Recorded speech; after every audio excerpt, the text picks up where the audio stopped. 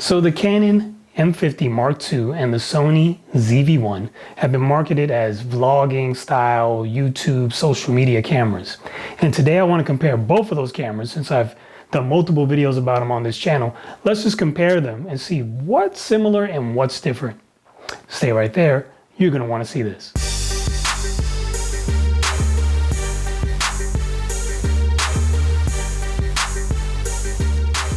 Hi, I'm Mike Turner, your friendly filmmaker, and today we have a good one. So today we're going to compare two great cameras for YouTube videos, for vlogging, for family, for traveling. These cameras really do a lot. And I'm recording with both of them in this episode right now. So we got the Sony Zv-1 over here, we got the Canon M50 over here, and as the episode goes, we'll go back and forth between the two cameras so you can kind of see the image quality difference. I use both of these cameras mainly for video use, but I still do take pictures with it casually, you know, family photos, just hobbyist style photos. I just like to take pictures. So the opinion that you're getting is mostly video centered, so just keep that in mind. And stay tuned, because midway through the video there'll be a very special performance from two special individuals. Let's discuss the similarities that both the Canon M50 and the Sony Zv-1 share. Both of these cameras have a flip screen, which is a very angle type flip screen, so you can flip it out to the side and then flip it towards you, which I really like for doing these types of videos. YouTube videos where you're talking into the camera and you need to see yourself. These work perfectly for that. So both of these cameras can shoot in full HD, and they both do a really nice job at it. They can shoot basically from 24 frames per second, 30 frames per second, 60 frames per second. And that's pretty much the limit on the Canon M50. But we're gonna go more into that as we go a little further. Now, the next thing is the autofocus on both of these cameras for video is really, really good. Both of them are right now are in autofocus, and I could take a few steps back if I wanted to. I could take a few steps forward, and both cameras should do a pretty good job of keeping me in focus. Both of them are right now are in autofocus, and I could take a few steps back if I wanted to. I could take a few steps forward, and both cameras should do a pretty good job of keeping me in focus. Now, just staying on that topic of autofocus, the Sony has slightly different features when it comes to the autofocus, because with the Sony, you can customize the autofocus to a degree. You can make it more responsive, you can make it work faster, slower, and there's also a product showcase mode where when you're putting things up to the screen, it does a better job of focusing. Right now it's not in that mode, so you saw it took a little while to get the focus. The Canon doesn't have that, but I think it still will just kind of do it regardless, so it doesn't really matter too much. And like I said, you can control the responsiveness of the autofocus on the Sony, which is kind of cool. On the Canon, you can't do that. It is what it is, but it works really well. Another thing about these two cameras that's similar is they both have touchscreens. I love touchscreens for changing things on the camera. We're gonna go more into the touchscreens on both of these monitors, but for now, just know that they both have touchscreens, but we're gonna address that a little later because there are some differences there as well. So now that we got that out the way, let's talk about some of the differences in these cameras, because there are quite a few. So one of the biggest differences will be the 4K shooting in these cameras. We mentioned earlier that they both shoot in full HD. They both can also shoot in 4K, but the Sony shoots real 4K and the Canon kind of doesn't.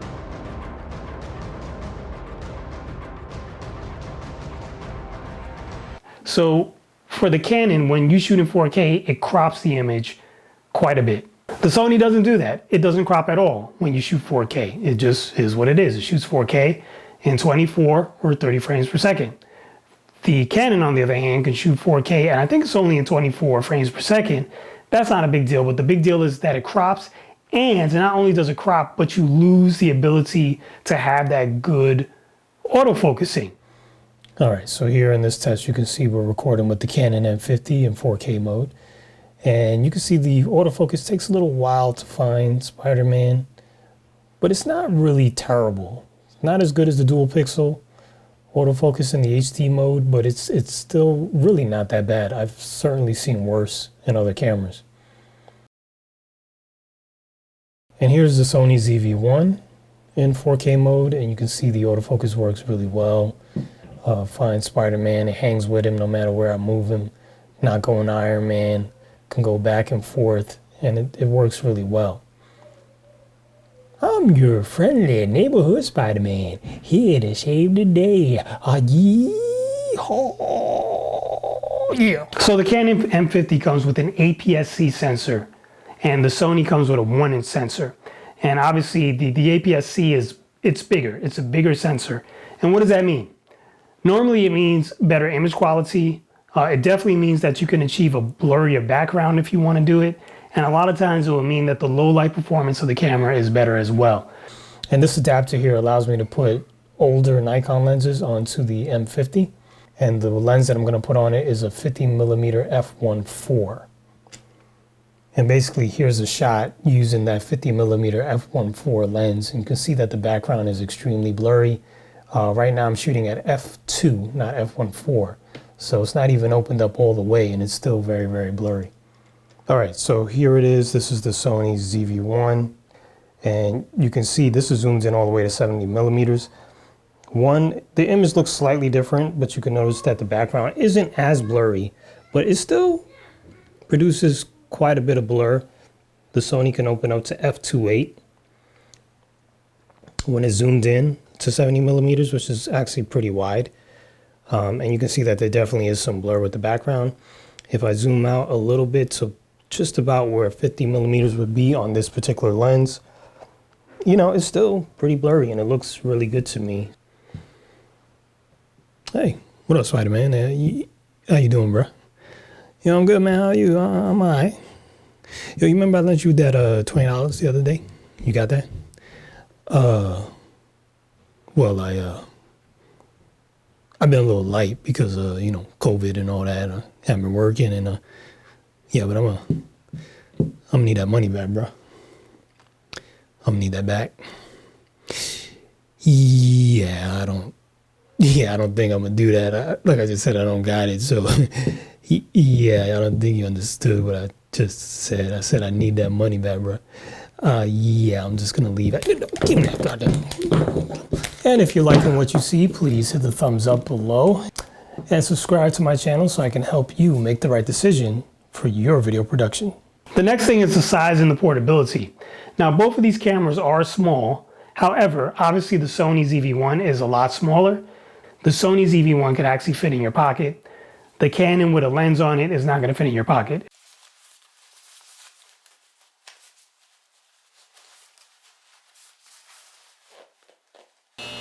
Now, the next thing I want to talk about is ease of use.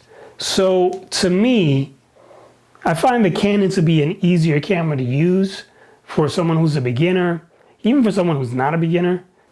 The menu system is a little easier to go through, and just the way you can access different settings on the screen makes it a little easier to use than the Sony, in my opinion. The Sony, like, even if you just want to change from HD to 4K, you really have to dive into the menus to do that. It's not the hardest thing, but it is a little convoluted to find things, so it makes it a little difficult. On the Canon, you could just change something like that right from the screen.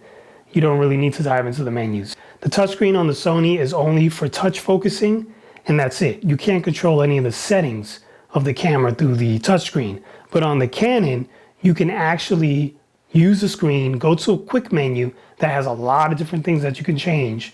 Kelvin, ISO, you know, you could control your shutter speed, your aperture, the picture profiles, the video settings. You could access a lot of things through that quick menu and just change them right from the screen very, very quickly. And on the Canon, on the Sony, you just can't do that. And it slows you down a bit because you have to hit the function button, or you got to hit the menu button and go through the menus, go through the functions, change them with the, you know, the directional pad, and it slows you down. The next area where the cameras are a little different is the image stabilization. So they both have image stabilization, but I find that the image stabilization in the Sony works a lot better, especially if you're walking with the camera. If you put in active steady shot, it's almost like having a gimbal. Not quite as good, but kind of close. It's really good image stabilization Although when you put it in active steady shot, it crops in. Now the Canon also has different stabilization built into it. That's also electronic like the Sony. And it works well if you're doing shots like this where you're panning, you're tilting, you're just holding your camera steady. But when you start moving around and you're trying to do some tracking shots and things like this, you can't use the Canon for that. It just doesn't work. I have 2 videos about the Canon M50 stabilization if you want to see. And there's also a video about Sony's stabilization if you want to check those out. So now with the Canon, you could go ahead and you could change the lenses on this, and you could put a variety of different lenses on it. Canon makes some M series lenses that are of higher quality than the 15 to 45 that come with it, that really bring the camera to life. Sigma also makes some f1.4 lenses for this camera. I think you got a 16, a 35, and a 56 millimeter f1.4 that you can get, and those lenses are really nice. So you have those lens options with the Canon. Now with the Sony, it's a fixed lens. So it's a 24 to 70 millimeter equivalent lens, and that's all you got. If you want to zoom in more, you could use a digital zoom, but you're gonna lose quality. If you want to zoom out, it doesn't come natively with that. I do think they make some type of wide angle adapter though. I gotta check into that. Now another big difference between the 2 cameras, and I kind of alluded to this at the beginning. So yes, you could shoot HD, and we went over that, right? 24, 30, 60 with both cameras in 1080p. However, if you want to shoot 120 frames per second with the Canon M50, you can only do so in 720p, and you lose sound. And you also lose the ability to autofocus while recording. And that is why the image is blurry AF. And when I say AF, I do not mean autofocus. With the Sony though, you could shoot 120 frames per second with sound. It doesn't crop in, and it looks really good. So there you go. Also with the Sony in HD, you could shoot at 240 frames per second, 540 frames per second, and all the way up to 960 frames per second. And I actually did a video about that showing you what it looks like so you can see the image quality. So go ahead and check that out if you're interested. So one of the nice features about the Canon M50 Mark II is that they now offer you the ability to live stream directly to YouTube. You cannot do that on the Zv-1. If you want to stream to YouTube, you're gonna have to get one of those HDMI converter capture things that you hook up into your computer, and it allows you to hook up an HDMI through USB. You're gonna need something like that in order to achieve that type of thing. But with the Canon, you don't. Just stream right to YouTube. So that's kind of a big deal. Also with the Canon, you can use it as a webcam, which I have a video on that too, showing you what that looks like. I do believe though, when you do the webcam thing, I feel like you don't get audio. And yes, I'm correct there. You do not get audio if you use the webcam utility with the USB cord. Hopefully you found that to be helpful. If you did, go ahead and make sure you give the video a thumbs up. Make sure you subscribe to my channel for more. And probably in the next video, we're gonna show the low light performance between the Canon M50 and the Sony Zv-1. So if you're interested in that, make sure you subscribe so you don't miss it. As always, I'm Mike Turner. Thanks for watching, and I guess I'll see you soon. Give me one.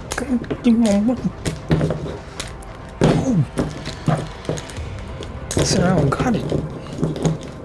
Leave me alone.